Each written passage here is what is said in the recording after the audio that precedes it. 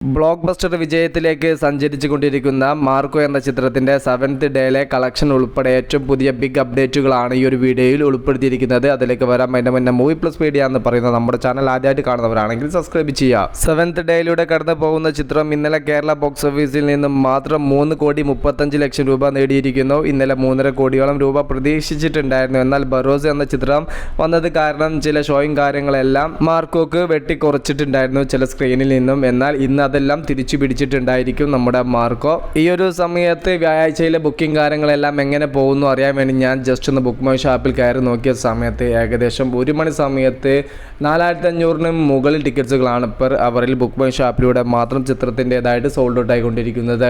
ഇന്നലത്തെ 6 ദിവസത്തെ ചിത്രത്തിൻ്റെ ടോട്ടൽ വേൾഡ് വൈഡ് കളക്ഷൻ 49 കോടി 50 കോടി റേഞ്ചാണ്. 6 ദിവസങ്ങൾ കൊണ്ട് റെസ്റ്റ് ഓഫ് ഇന്ത്യയിൽ നിന്നും ഹിന്ദി വെർഷൻ്റെ മാത്രം കളക്ഷൻ 25 ലക്ഷത്തിൽ എത്തപ്പെട്ടിരിക്കുന്നു. ഒരു ഹ്യൂജ് കളക്ഷൻ ഫിഗറിലേക്ക് ഹിന്ദി വെർഷൻ എത്തപ്പെടാൻ സാധിച്ചിട്ടില്ല. എന്നിരുന്നാൽ പോലും ഡബ്ബിംഗ് ചെയ്ത് ഇതുപോലുള്ള അറ്റംപ്റ്റുകൾ പ്രൊഡക്ഷൻ സൈഡിൽ നിന്ന് ഉണ്ടാകുമ്പോഴാണ് വലിയ വിജയങ്ങൾ ഉണ്ടാവുക. ചിത്രത്തിൻ്റെതായിട്ട് ഇനി തെലുങ്ക് വെർഷനും തമിഴ് വെർഷനും കന്നഡ വെർഷനും എല്ലാം തിയേറ്ററിൽ എത്താനുണ്ട്. അതിലേതെങ്കിലും ഒരു വലിയ വിജയം കൈവരിക്കട്ടെ. പാൻ ഇന്ത്യ ലെവലിലും നമ്മുടെ മാർക്കോ എന്ന് പറയുന്ന ചിത്രം വലിയ സക്സസ് ആയി മാറട്ടെ. പുത്തൻ സിനിമകൾ തിയേറ്ററിൽ എത്തിയിട്ടും 7th ഡേ ആയിട്ടും ഇപ്പോൾ തിയേറ്റർ ഭരിക്കുന്നത് മാർക്കോ എന്ന് പറയുന്ന ചിത്രം തന്നെയാണ്.